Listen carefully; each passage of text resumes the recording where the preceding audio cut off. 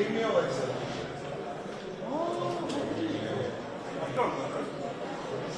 Şok var neyse.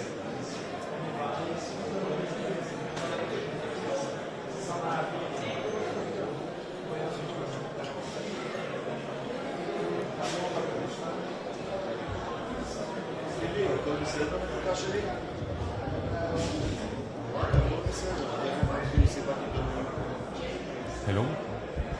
Hi? Hello?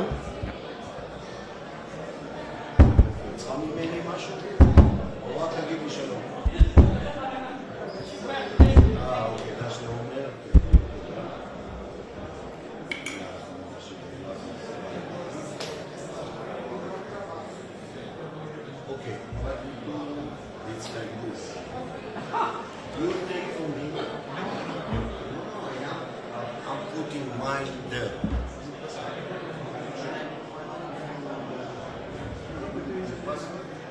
No, the idea is like this. He doesn't have some.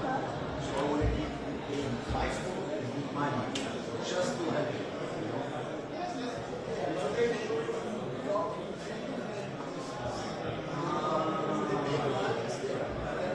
So is it possible that they will move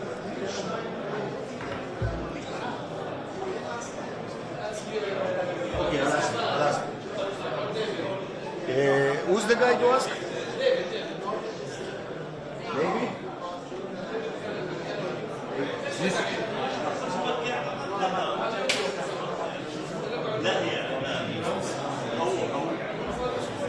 Okay.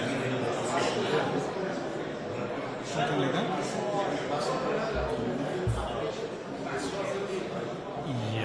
Yes, so like that? And then, back there?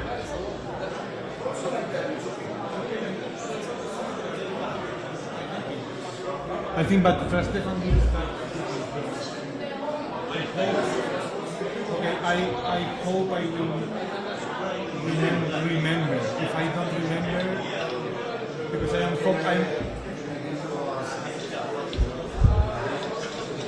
will do my best.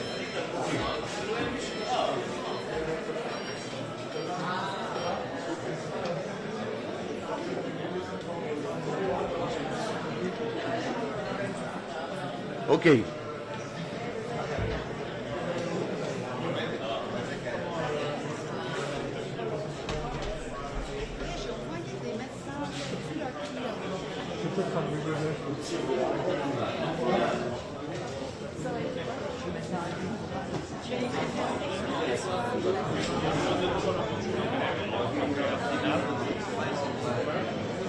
¿Se la han cargado o...?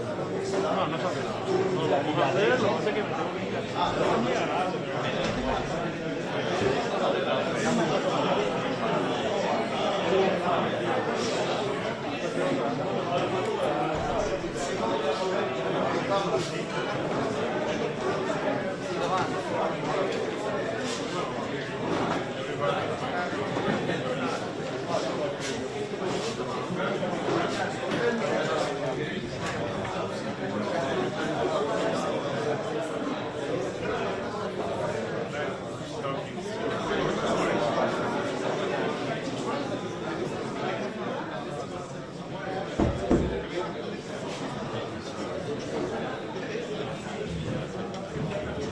So I'm okay, yeah?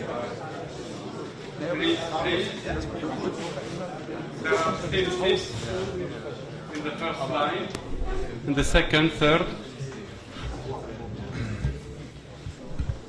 Zal maar een beetje naar voren gaan, hè. We still have seats in that area, so don't hesitate to come inside. There is air conditioning.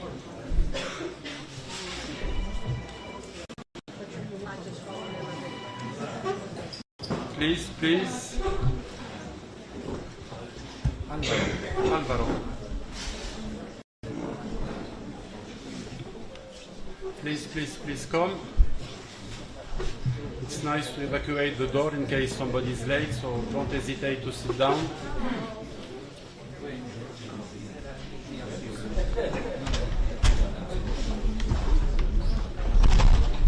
Please come.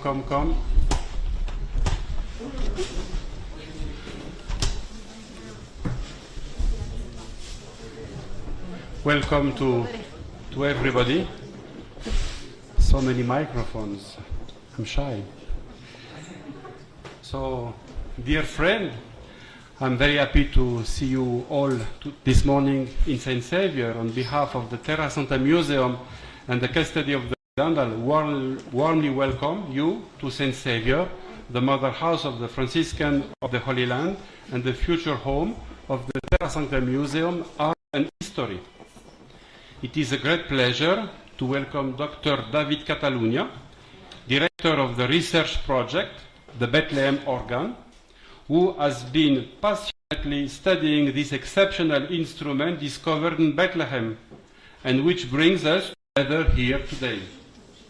The project has been made possible through the collaboration with the Istituto Complutense de Ciencias Musicales, and we are also delighted to welcome Dr. Alvaro Torrente, the director of the Institute.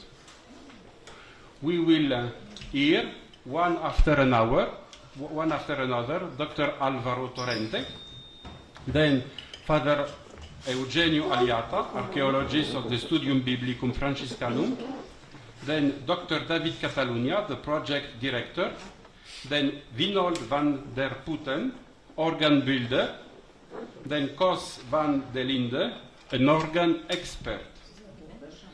And then, after, we will have the rare opportunity to hear the sound of this instrument, silent for more than 800 years. So now, I give the floor to Dr. Alvaro Torrente, director of the Istituto Complutense de Ciencias Musicales. Benvenuto. Thank you very much, Father Stefan. My research institute I direct is a public research institution in Madrid, specialized in the study of music and musical practices. And we are mostly funded through a number of research projects by Spanish and European institutions. In this center, we have the privilege to host and support the work of a number of scholars like Dr. David Catalunya, scholars who have both the knowledge and the passion to make and pursue extraordinary discoveries such as the one we are presenting here today. Let me start my speech with a short story. More than 5 centuries ago, in 1589, the great Spanish composer Francisco Guerrero made a pilgrimage to the Holy Land, which he described in a beautiful book. There he recounts in the following words the emotion he experienced upon visiting the cave of Bethlehem where Jesus was born. And I quote, "I, as a musician, was filled with 1,000 longings and desires that the finest musicians in the world might be here with me, both of voices and of instruments, so that together we might sing 1,000 songs unto the divine child and his most holy mother in that place." End of the quote. The words of Maestro Guerrero reveal his conviction in the power of music to convey the most intense emotions, those that cannot be expressed with words alone. Moved by the same spirit, nearly 400 years before Guerrero, other European Christians had brought to the Basilica of Bethlehem the most avant-garde musical instrument then used in worship, the organ, an instrument destined to become the emblem of sacred music. Today, as in Guerrero's times, virtually every church has, every Christian church has an organ. But in the 11th century, this was still a novelty. The men who carried this organ to Bethlehem were driven by the same desire for the finest voices and instruments in the world to embellish the liturgy of the Basilica of the Nativity. This is the organ of Bethlehem that we present here today, a treasure hidden for 8 centuries, and then overlooked for more than 100 years, until my dear colleague David Catalunya recognized that those pipes constitute a unique testimony to musical practice not only here in Jerusalem, but across Europe. Before this discovery, the earliest known organ dated from the 15th century. Thus, this instrument, by contrast, takes us 4 centuries back, offering a completely new perspective of medieval music. The organ of Bethlehem is not just a marvelous ancient treasure that we can now contemplate here. It is also an extraordinary source of knowledge about European musical making, engineering, and craftsmanship. One that will surely transform our understanding of culture in the Middle Ages. It would be like finding a living dinosaur, something that we never imagined we could encounter, suddenly made real before our eyes and ears. I would like to conclude by thanking Father Stefan, head of the custody of the Holy Land, for his generosity and trust in supporting this initiative. I also want to thank Mr. Javier Gutierrez, the Consul General of Spain in Jerusalem, whose presence here confirms the commitment of the Spanish government to foster research in the region and to strengthen international collaboration. I must likewise acknowledge the generous support of the Fundación BBVA, which has funded David's work through a Beca Leonardo. And finally, I wish to recognize all the researchers involved in this project, particularly the organ specialist Koos van der Linde and Winold van der Putten. It is a true privilege to have with us the world's two foremost experts in ancient organs, who have joined their enthusiasm and knowledge to bring back to life the oldest organ in Christendom, an instrument preserved with the utmost care for 9 centuries by the Custodia Terrae Sanctae, honoring its very name. Please bear in mind that this is but the first step in a long and fruitful collaboration destined to bring major advances in knowledge through the united efforts of all the partners involved. Thank you very much.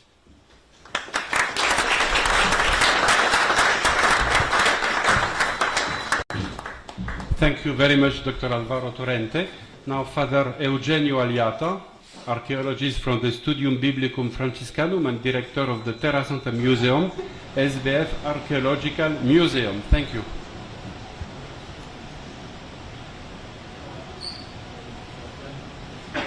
As it happens with many important discoveries, this discovery was made by chance. It was made under Ottoman time, 1906, while building the new Casa Nova, the hospice for pilgrims, Franciscan hospice for pilgrims in Bethlehem. The place chosen was the one of an old cemetery for the Latin Catholic of the parish of Bethlehem. The cemetery they decided to transfer to another place, which is nearby, the Crypta Lactis, the cave of the milk. And the Casanova was built. During the work, this discovery was made, 1906. But the first notice of this discovery we have only in 1908, 2 years later, in a Latin chronicle in the archive of the custody, where it is said about the discovery of 250 pipes, ancient pipes, together with 13 bells. This joined another treasure discovered in year before in Bethlehem, the same, and everything was transferred to the Museum of the Franciscans in Jerusalem, where it was admired by visitors and scholars alike for many years till today, but never restored. So this is new.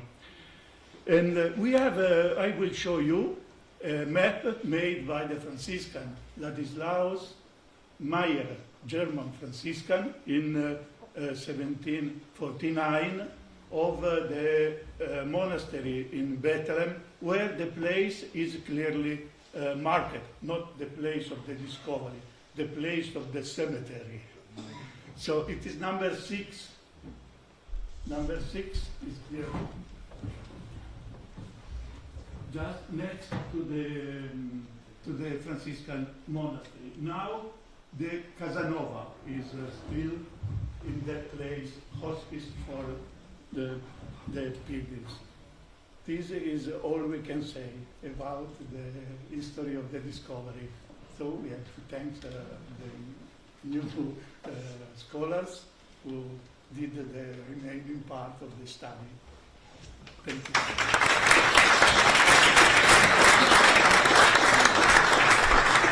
Thank you so much, Father Eugenio. Now, please, Dr. David Catalunya, you are the project director of this beautiful project with the Institut Complutenses de Ciencias Musicales. The floor is yours.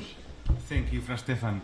I would like to begin by thanking the Franciscan community, the custody of the Holy Land, and especially Fra Stefan for your kindness, your openness, for hosting us, and also for your enthusiasm and for your love of preserving, keeping alive this marvelous cultural heritage. The history of this object that we are dealing with is truly fascinating. This is an organ that was built in the 11th century. So we are very close to the origins of the organ tradition in Christendom, indeed. The organ was introduced into the Latin Church in the late 10th century.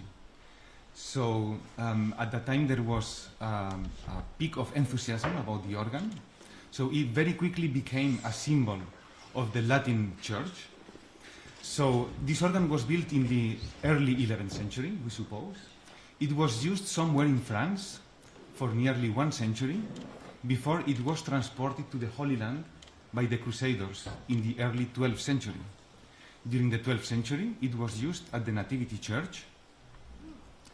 And finally, it was dismantled in the early 13th century in order to protect it from new invasions.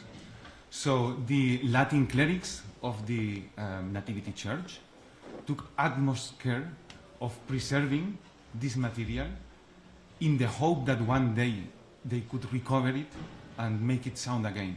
And the day has arrived nearly 8 centuries later. So the pipes are preserved in an incredible state of preservation. I think the only or the fairest way to describe it is it's a miracle. These pipes, they are so well preserved, they look as if they were made yesterday. It's really like a time capsule. This is not just the oldest organ in Christendom, but it is possibly the oldest instrument in the world that keeps its original sound, its original sonority. Here you see the detail of one of the pipes. You can see the incredible state of preservation. So we have 222 more pipes. So our research began with very detailed analysis of all the pipes. We produced an inventory full of details. We have taken over 5,000 measurements. We have measured every parameter that is susceptible of being measured. Then we proceeded by designing a reconstructed organ case, because the only original material that has been preserved are the pipes. So we had to reconstruct the original structure, the original organ case.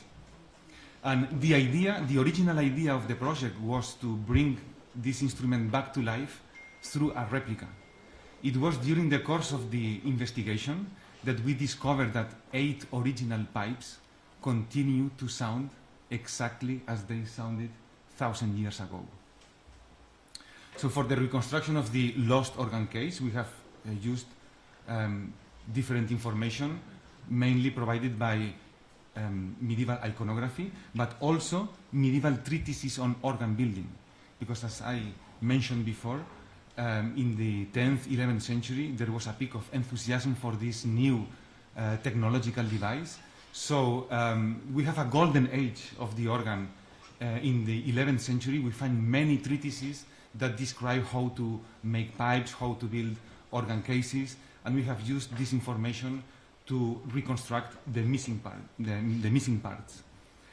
Also, the pipes are preserved in such an exceptional state of preservation that they preserve all the marks left by the organ maker. For example, guiding lines to cut the sheets, and also marks about the fine-tuning, the voicing of the pipes. So this is an amazing set of information that allows us to reconstruct the manufacturing process so that we can build pipes exactly as they were made 1,000 years ago. The original pipes also have engraved the name of the notes, and we see here that the script is a pre-Gothic script, so this further supports our dating guess in the early 11th century. And something which is also very curious is that the letter notation corresponds to the notation that is used in theoretical treatises that describe how to make organ pipes that originated within the Cluniac network. So here we have some hints about locating the origins of this instrument in France, and we are guessing that it was in the area around Paris and within the Cluniac networks. So what we are presenting here is not by far the final research or final results of our research project. Indeed, the research project will go on for several years. We have in mind to make full reconstructions of the entire instrument. So what you are going to hear in a few minutes is the sound of individual pipes. But this organ has a very peculiar feature, which is that for every note that you play on the organ, there are 18 pipes producing sound. And so far, we have never heard something like that in modern history. So there is still a long way to build a replica of the entire instrument. We will do this in several stages. We will produce a first draft. We hope that in about 6 to 8 months, we will have a first version, an experimental version. And then, following that stage, we will produce different copies. One copy will be, of course, hosted at the museum. We hope that another copy will be hosted somewhere in Bethlehem. And then there will be other versions of the instrument hosted in different institutions in Europe and, of course, in Spain. And there is also a new chapter, the chapter of the bells. The organ pipes were buried together with the bells of the Nativity Church. And here we have a complete carillon of 11 tuned bells. And again, this is something unique. It is the only tuned carillon that has been preserved in the world. So one of the research questions is what is the relationship, the musical relationship between the bells and the organ? And this research will come in a future stage of this project. Here you can see that the bells also have the names of the notes engraved on the bells themselves. And there is a very prominent tradition of organs and bells sounding together. At least we can see this in medieval miniatures. And this is something very characteristic for that period. So there is still lots of research to be performed in that respect. I think I am going to stop here. We will have more time to talk about further details later in the second part of the presentation, which will be outside. I will present the original pipes, our reconstruction of the organ case. This is the object that is going to be displayed at the museum. And finally, I will show and perform some music on the original pipes. Thank you.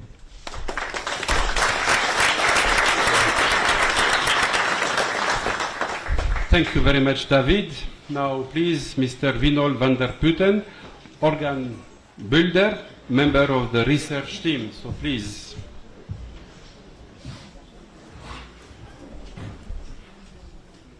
Dear people,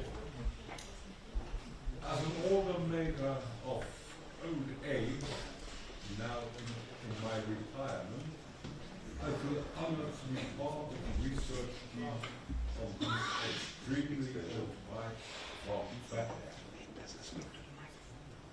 My background is, apart from normal organ caring or building or constructing or whatever, there's always been a special interest in medieval music and medieval organs, to find out where it came from, why it is like it is nowadays, so it has a history. And in that case, I made also reconstructions of old instruments and not trying to get the sound I wanted to hear, but try to discover the sound that the old material, the old treatises or old information will supply to you. So the other way around. And that's the way when you restore instruments, I think that's the most important way, not to put yourself in front, but to put the material in front and listen to that. And that here in Jerusalem, in these pipes, is extremely true. Because they ask me, maybe some pipes will give a sound. So I thought then I have to make a tool with which I can produce that. So I made a little wind chest. And indeed, we succeeded to have a few, and already David said it, pipes that were not so bad damaged that they could sound again. And that gave us the inspiration also to find out how are these pipes made. And there's a spectacular way of pipe organ making. The pipe of one piece, the foot and the corpus in one piece. But then there are several technical difficulties you have to find out. And that is always a way of discussion, also with the three of us under each other, that we discuss about things. How could that be? How this way or that way? And sometimes the opinions collapse, but other ways we have enough experience to make better aim of that. And so for us it's a tour of discovery, and we will continue hopefully to make also that whole instrument as that sound, and I'm very curious how that will work. Now the sound you will hear, it's a totally different sound from other organs I know. So, and that in that complex situation with so many pipes together, that would be revealing and also maybe inspiring for musicians who study medieval music, but also for musicians who will make modern music. And today, whatever that may be, from which region, maybe the culture can bring us together on this subject.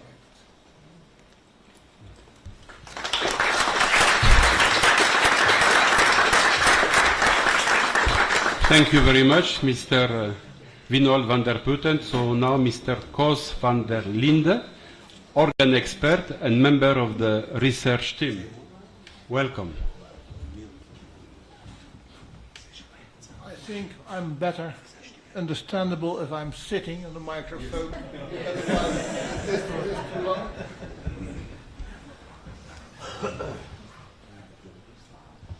Do you understand me well now? Yes. Okay. As in a 45 years career as a researcher of late Gothic and Renaissance organs, which made me to a specialist in this field, I have seen all of the oldest organ pipes and most famous historic organs in Europe. The oldest of them date back to about 1425.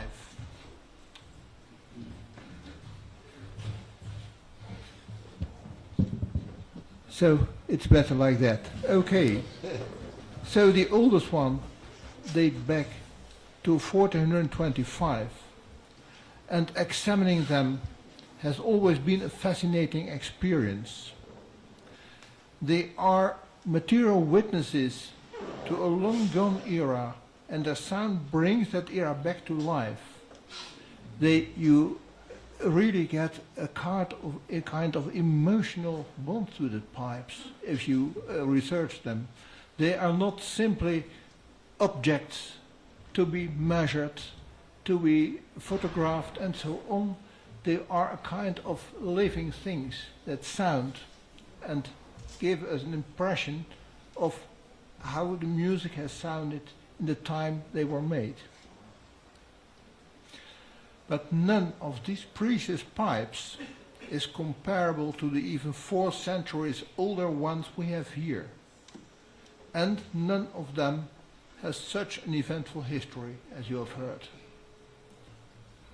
The construction is unique, and so it has sound. We always hoped that the open questions the written contemporary sources and the iconography leave to us could be answered by the late Gothic pipes. So details that were not known from the sources, we assumed they would be not too different from those much later pipes. But it has proven to be very different. The first pipes Willem van der Putte prepared for our first visit were copied to a certain extent from these pipes, from the things we know, and for the rest he made them to the best of our knowledge of that moment with the construction we know from those pipes from about 1400 and somewhat later. And then it proved to be different, and he changed those details that were different according to the original pipes as we had them here. And they sound much better. And they have really an amazing sound that's so different from what we know. So we had to rethink our ideas of voicing and learned a lot. It's always a good feeling after 45 years of research that you always can learn much more. And it's apparently that our makers knew very well what they wanted to hear. It was extremely moving to hear how some of these pipes became to life again after about 700 years under the earth and 800 years of silence. The hope of the Crusaders who buried them, that the moment would come when they would sound again, was not in vain. It was a great honor to be a witness of this and to be involved in their resurrection.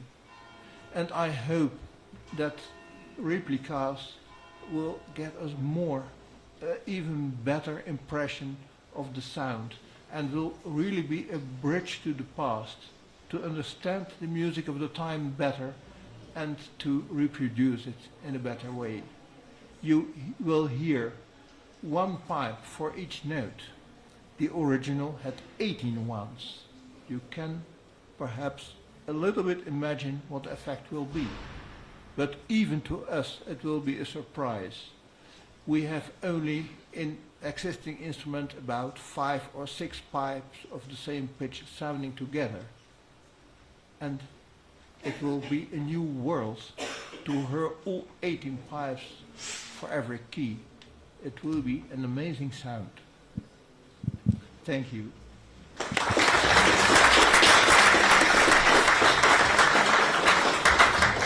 Thank you, Mr. Koos van der Linde. Now I give the floor to myself. I am Father Stefan.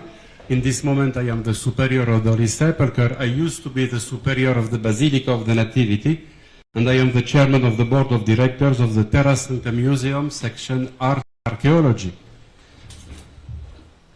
So the organ that is now in the place next to us will be displayed in the future Terra Santa Museum here in St. Xavier. 2 words about the Terra Santa Museum. It is located under the church. If somebody wants to see the place, it is now open. There will be the entrance with the history of salvation, the beginning of the life of Jesus. Here will be a section with Oriental artifacts, icon, mother of pearl, things done here in this country. Then the history of the custody. Here a place for mediation and educational program with the local community. And here the treasury of the Holy Sepulchre. Many countries donated gifts to the Holy Sepulchre. Portugal, Spain, France, Italy, Poland, Lithuania, many countries make the Holy Empire.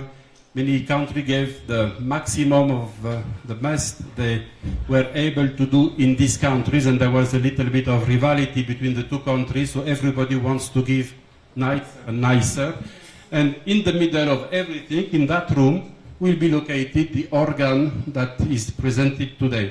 So everything was given because of the liturgy very often, and the organ is the liturgy that you can listen to. So this organ will be displayed in a context.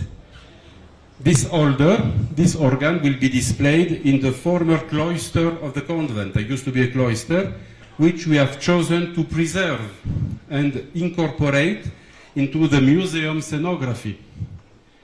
In this regard, I wish to express our gratitude to the Belgian government that is present today, the Belgian Consulate and Enabel. They support the founding, the restoration and security of the cloister. Here was the cloister. The cloister is on the first floor, and there will be a skylight that will be done before the end of this year. This contribution enables us to create a beautiful setting for the organ, the bells, and the medieval treasures of Bethlehem. This exceptional space will also serve as platform for educational activities aimed at the local communities, pilgrims, and visitors from around the world. We are very deeply thankful to David and his team for their invaluable contribution for the creation of this space. So thank you, everybody.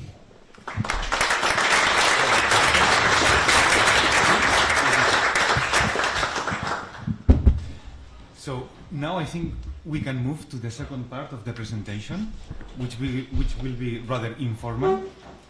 And so in about 5 or 10 minutes, I will explain the object that will be displayed at the museum, the original pipe.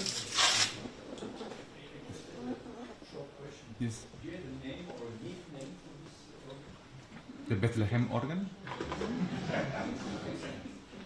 Yes. So then I will show the sound of the original pipes. I will play a little bit of music, and then I think we'll have time for questions in an informal way. So I think we can just move forward. If anybody is interested, I have here a document for some journalists if you want to know something. And I would like also to thank Khalil, that is somewhere in the back, that is the carpenter of the Saint Xavier Monastery, that created also the support for the organ pipes. Okay.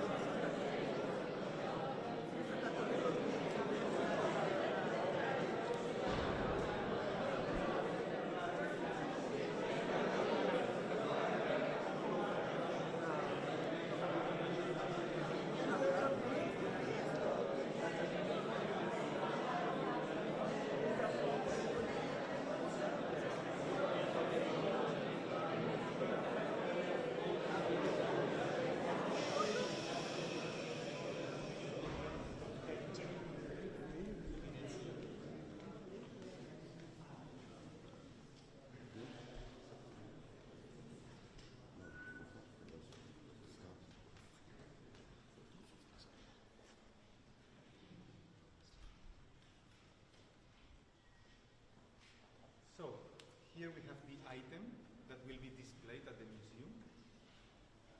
The original 222 pipes, except for some that are installed there, sounding pipes.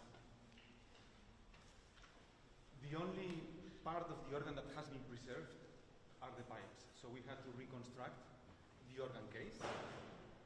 And here I want to thank again Khalil, the museum's carpenter, who has made it possible.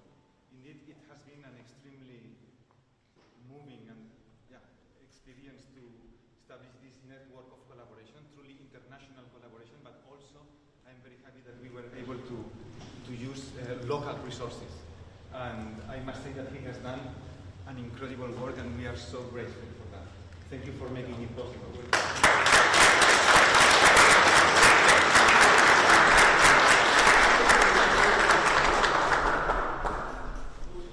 So, this is not only to make the pipes visible again as they were as a part of an instrument 1,000 years ago, but it is also the best way to preserve the original material. Here we have the detail of a small pipe.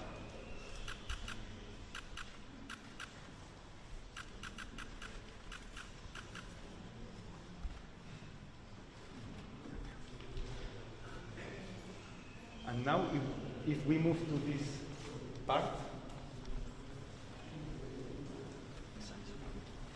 here is the wind chest that Reinhold van der Putten has constructed. This is not a real instrument, it's just a tool. This is a device that pumps wind into the pipes. So here we have a combination of original pipes and replicas, because we only have a few original pipes that sound. So in order to complete or to fill the gaps, Reinhold van der Putten himself has produced these replicas. So,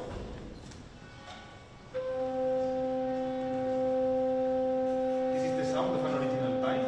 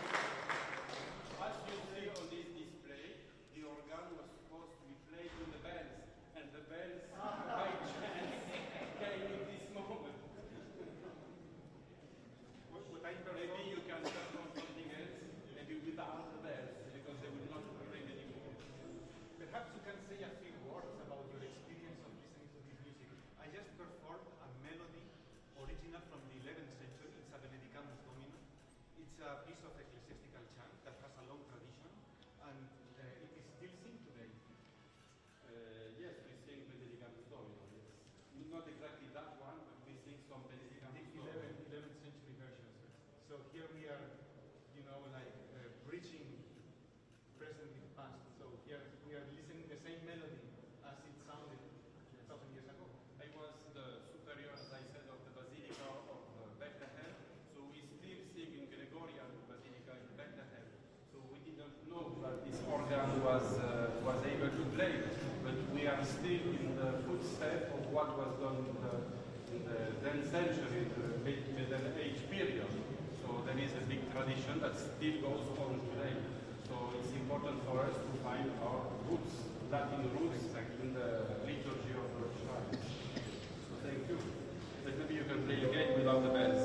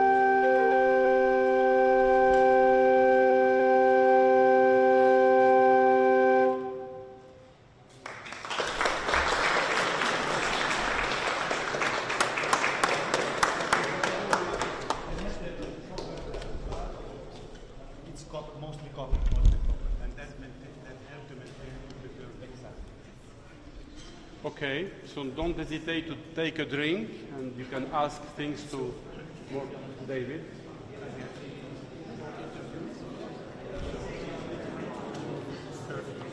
How are you? You want to play the organ now? It is it. You see?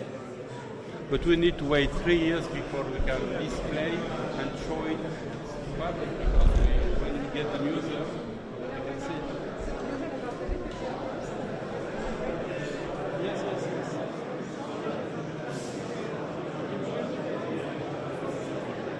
10th century.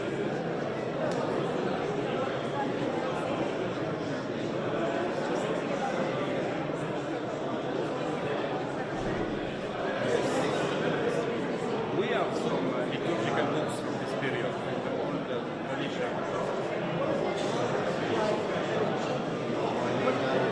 Somebody needs to share with electricity. In this time we need to... For the design we saw it, something that gives hair. Pump.